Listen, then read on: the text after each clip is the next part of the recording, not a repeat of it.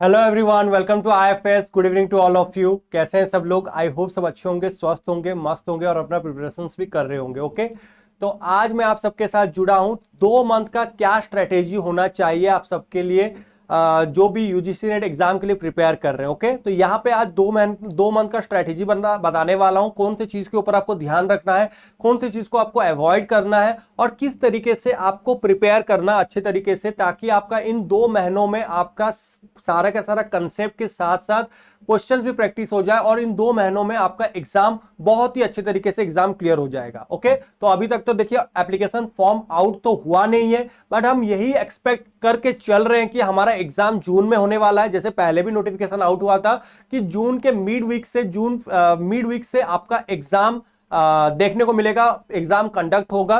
तो उसको मद्देनजर रखते हुए यहां पे मैं आज आपके साथ जुड़ा हूं। 2 मंथ का क्या स्ट्रेटेजी होना चाहिए, टॉपर स्ट्रेटेजी क्या होना चाहिए, किस तरीके से आप जो भी पहला अटेम्प्ट है या फिर जो भी जिनका भी दूसरा अटेम्प्ट है, तीसरा अटेम्प्ट है, इन 2 अटेम्प्ट में इस 2 महीने में वो क्लियर कर सकते हैं। ओके, चलिए तो बिना कोई टाइम वेस्ट करे हम सेशन को स्टार्ट करते हैं। तो सेशन को स्टार्ट करने से पहले आप सबको मैं बता देना चाहता हूं, इस तरीके के टॉपिक के लिए, इस तरीके के सेशंस के लिए सबसे पहले तो आप सब्सक्राइब कर लीजिए, बेल आइकन को क्लिक कर लीजिए।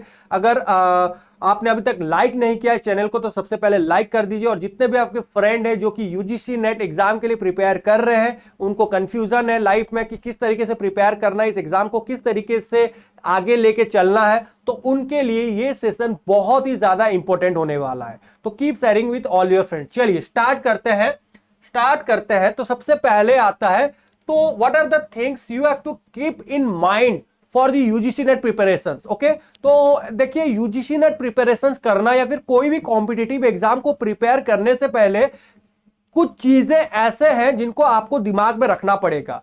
तो सबसे पहले देखिए, make a habit to start your daily work. तो देखिए जल्दी उठना कोशिश कर लीजिए।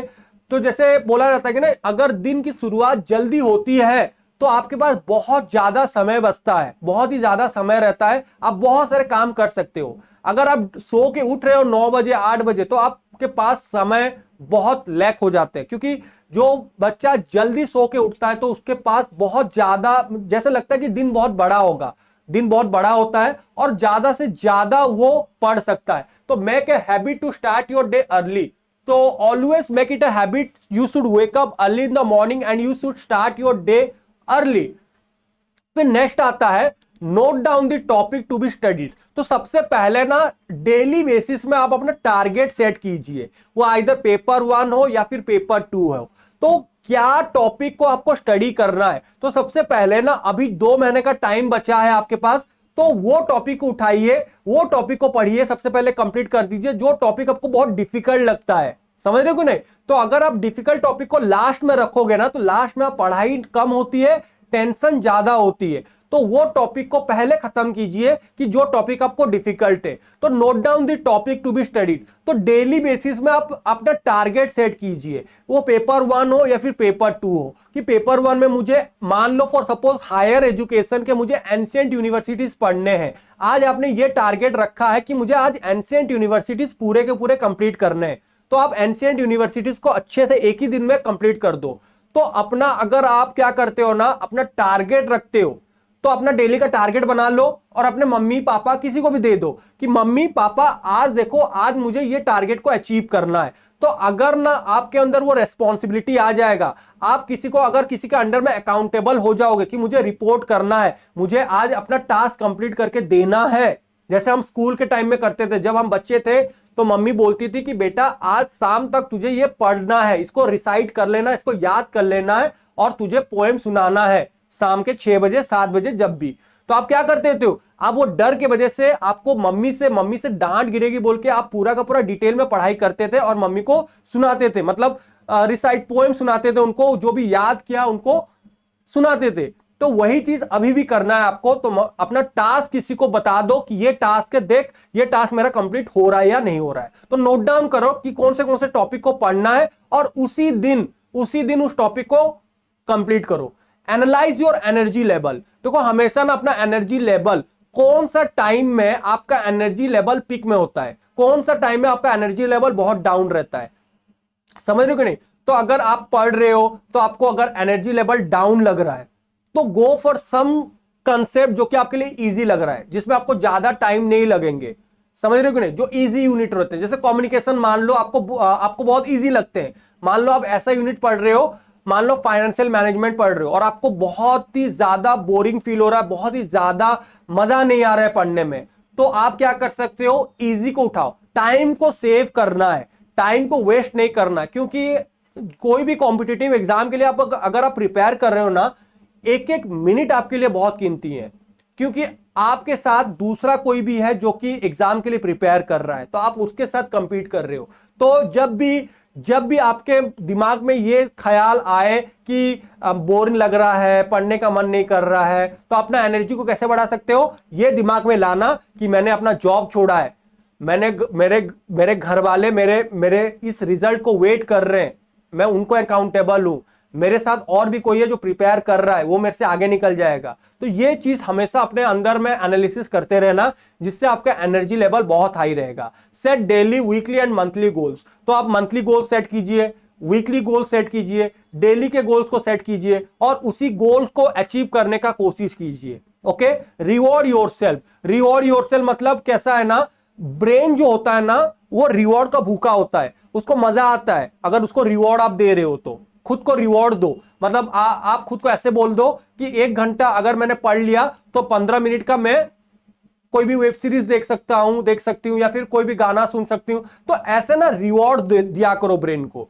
Okay, make a flexible time table flexible होना चाहिए, ऐसा नहीं कि रिजिड है, बहुत ही रिजिड मत बनाना, खुद को फ्लेक्सिबल रखो। ओके, उसके साथ साथ मेंटेन कंसिस्टेंसी, ये बहुत इंपॉर्टेंट है। Persistence, consistence and perseverance. Okay, अब ये सब चीजों के ऊपर आपको ध्यान देना है। पैसेंस रह के पढ़ना है और कंसिस्टेंसी बेसिस में आपको प्रिपेयर करना है।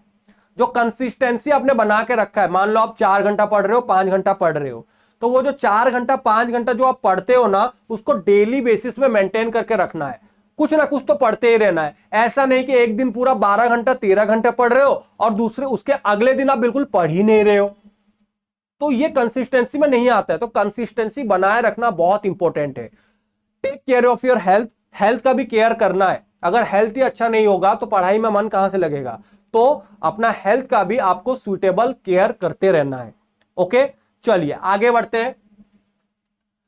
The following is a detailed description of how you should plan your UGC NET preparations. Plan out entire study schedule to make the most of your time. तो पहले ना अपना शेड्यूल बनाइए, paper 1 को कितना टाइम देना है, पेपर 2 को कितना टाइम देना है, तो अपना एक शेड्यूल बनाइए। तो देखिए, आपसे बेहतर खुद को कोई नहीं जान सकता। अपने आप को, मतलब मैं खुद को अच्छे से जानता हूं, तो मैं अपने हिसाब से स्ट्रेटेजी बना सकता हूं। मैं अपना स्ट्रेंथ अपना वीकनेस मैं जानता हूं, तो आप भी अपना स्ट्रेंथ अपना वीकनेस खुद जानते हो, तो आप उसी हिसाब से आप अपना एंटायर शेड्यूल बनाइए। सिलेबस को स्टडी कीजिए। सबसे पहले तो सिलेबस को स्टडी करो। सिलेबस में देखो कौन से यूनिट आपको अच्छे से आते हैं, कौन से यूनिट में आपको कमजोरी है।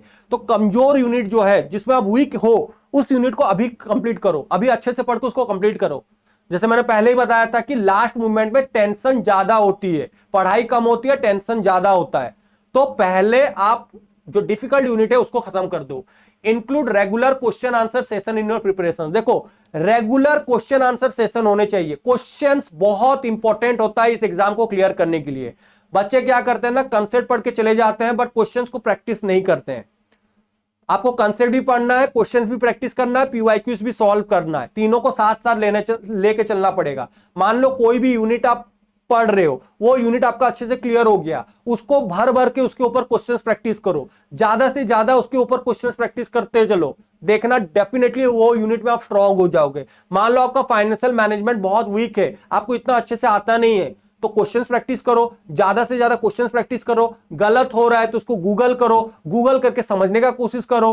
तो जितना ज्यादा आप मतलब हाथ पैर मारोगे ना, जैसे स्विमिंग करते हैं हम, अब स्विमिंग ऐसे ही पानी में गिर जाओगे, ऐसे स्विम करने का सोचोगे, ऐसे ही तैर के चले जाओगे, नहीं होगा। आपको हाथ पैर चलाना पड़ेगा, आपको स्विम करना पड़ेगा। तो वही है, हाथ पैर मारना पड़ेगा। Revision is a must. Revision is a must क्यों बोल रहा हूं, क्योंकि हम जो पहले पढ़े होते हैं ना उसको भूल जाते हैं। तो नोट बनाना बहुत इंपॉर्टेंट होता है, पेपर वन में खास करके नोट्स बनाना बहुत इंपॉर्टेंट होता है, और पेपर वन को डेली बेसिस में रिवाइज करना होगा, क्योंकि पेपर वन जो होता है वो आपका गेम चेंजर होता है।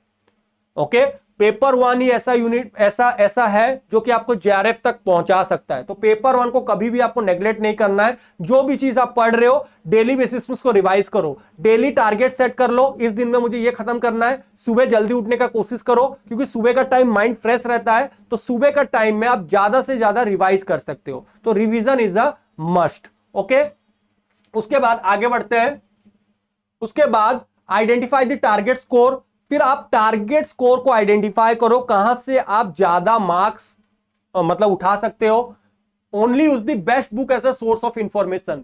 जो बेस्ट बुक है, 1000 बुक से अच्छा है एक ही बुक को प्रिफर करो जहां से आपको बहुत सारे इंफॉर्मेशन मिल सकते हैं। ओके, तो मैं सजेस्ट करूंगा ज्यादा से ज्यादा एमसीक्यू, जो बुक में आपको यूनिट वाइज एमसीक्यूज है उस बुक को प्रिफर कीजिए, उसमें से ज्यादा क्वेश्चन को सॉल्व कीजिए। Study to score. देखो, हमेशा आपका माइंडसेट ये होना चाहिए कि आप पढ़ाई इसलिए कर रहे हो क्योंकि आपको स्कोर करना है। उसके बाद recognises your plus and minuses. Positive क्या है आपका, नेगेटिव क्या है, अगर वो रिकॉग्नाइज करने लग गए, अच्छे से कर लिया, तो आपको बेनिफिट मिलेगा। Maintain a regular revision schedule. क्या है, डेली बेसिस में आपको, रेगुलर बेसिस में आपको क्या करना है, रिवीजन करते रहना है। उसके बाद क्या है, take notes while you are studying. ये तो बहुत इंपॉर्टेंट चीज है। रनिंग नोट्स बनाइए, क्लासेस अटेंड कर रहे हो, लाइव क्लासेस देख रहे हो, यूट्यूब सेशंस देख रहे हो, रनिंग नोट्स बनाइए। फिर जब आप पीडीएफ से पढ़ रहे हो, या फिर कहीं से आप कुछ भी पढ़ रहे हो, उसको नोट डाउन करते रहो। उसके बाद री answer the question that were attempted incorrectly the first time. मतलब दोबारा फिर से वो क्वेश्चन को सॉल्व कीजिए जो क्वेश्चन आपसे बार बार गलत हो रहे हैं। गलत क्वेश्चन, अगर क्वेश्चन गलत कर रहे हो ना तो ये अच्छी बात है, क्योंकि गलतियों से ही हम सीखते हैं। We learn from our mistakes. तो आप जो क्वेश्चन गलत कर रहे हो ना, तो उसको अच्छे से एनालिसिस करो, उसको गूगल करो, उसको समझो और अच्छे से practice as much as possible because it's the only way to become excel in your exam. Practice in the sense ज्यादा से ज्यादा क्वेश्चन सॉल्व कीजिए, ज्यादा से ज्यादा मॉक टेस्ट लगाइए। Stay away from stress. देखो, नेगेटिव सोच के कुछ फायदा नहीं है। मैं हमेशा बोलता हूं, अगर आप नेगेटिव सोचोगे तो आप खुद को यह सोचना कि अगर मैं नेगेटिव सोचता हूं, अगर मैं स्ट्रेसफुल सिचुएशन में आता हूं, क्या मेरे स्ट्रेस लेने से इस चीज का समाधान मिलेगा, इस चीज का सोल्यूशन मिलेगा? तो खुद को यह सवाल पूछना। तो स्टे अवे फ्रॉम स्ट्रेस, जितना हो सके दूर रहिए नेगेटिव लोगों से, नेगेटिव थॉट से और स्ट्रेसफुल सिचुएशन से। Maintain a healthy balance. देखो, डाइट बहुत इंपॉर्टेंट है आपके इस एग्जाम में, कॉम्पिटिटिव एग्जाम के लिए। खाना बहुत इंपॉर्टेंट रहता है। जैसा खाओगे वैसा आपका मन, वैसे आपका दिल रहेगा, वैसे आपका दिमाग चलेगा। तो खाने पीने के ऊपर भी इन 2 महीने में आपको अच्छे से ध्यान देना है। समझ आ गया? तो मेंटेन अ हेल्दी बैलेंस। तो what are the things you have to avoid while preparing for NET preparation? Long study hour. ऐसा नहीं कि 24 घंटे से 24 घंटे पढ़ रहे हो, सो ही नहीं रहे हो। सोना भी बहुत इंपॉर्टेंट बात है। तो लॉन्ग स्टडी आवर्स को अवॉइड करो। जितना पढ़ रहे हो अच्छे से पढ़ो। Multiple books and study materials. 1000 book खरीद के लेके आ गए हो तो कंफ्यूजन और बढ़ेगा। तो एक ही बुक को प्रिफर करो, और वो भी अच्छा वाला होना चाहिए। Backlogs, there should not be any backlogs की जो पीछे वाला काम रह गया है उसको आप छोड़ दे रहे हो। जो पीछे वाला काम है उसको पहले कंप्लीट करो, फिर आगे बढ़ो। प्रोक्रास्टिनेशन। प्रोक्रास्टिनेशन मतलब क्या होता है? हम बोलते हैं अरे नहीं, चलो हो नहीं रहा है, कल कर लेंगे, परसों कर लेंगे, नरसों कर लेंगे। ओके, तो वो प्रोक्रास्टिनेशन नहीं करना है। Excessive TV, social media, games. देखो, सोशल मीडिया, टीवी, गेम्स, ये सब से आपको अवॉइड करना इन 2 महीने में। इन 2 महीने में जितना हो सके इन सब चीजों से अवॉइड करो। Getting depressed due to low score. अगर आपके अभी मॉक एग्जाम दे रहे हो या फिर एमसीक्यू सॉल्व कर रहे हो, अगर आपके क्वेश्चंस गलत हो रहे हैं, तो बिल्कुल भी डीमोटिवेटेड नहीं होना है। ओके, ये समझ के चलना है। फिर से वही क्वेश्चन पूछना है, क्या मैं अगर डीमोटिवेटेड होता हूं या होती हूं तो क्या इससे मुझे फायदा मिलेगा? खुद को सवाल पूछना। खुद को सवाल पूछने का कोशिश करो। अगर आप डीमोटिवेटेड हो जाते हो, उसके सॉल्यूशन मिलेगा तो कोई फायदा नहीं है। डीमोटिवेटेड होकर कोई फायदा नहीं है। इससे सीखने का कोशिश करो, क्वेश्चन को गूगल करो। जब गूगल करोगे बहुत सारे कंसेप्ट आपको सीखने को मिलेगा। मतलब एक क्वेश्चन गलत हो रहे हैं, एक क्वेश्चन से आपको 4 कंसेप्ट सीखने को मिल रहे हैं। 4 कंसेप्ट से आप 10 और नए कंसेप्ट को सीखने को मिलेगा। तो ये मल्टीपल नॉलेज आपको गेन होगा, क्योंकि आप जब गलत करते हो ना तो आपको ना मोटिवेशन आता है कि मुझे गूगल करना है। अब जब गूगल करते हो तो 10 नए चीजें आपको सीखने को मिलता है।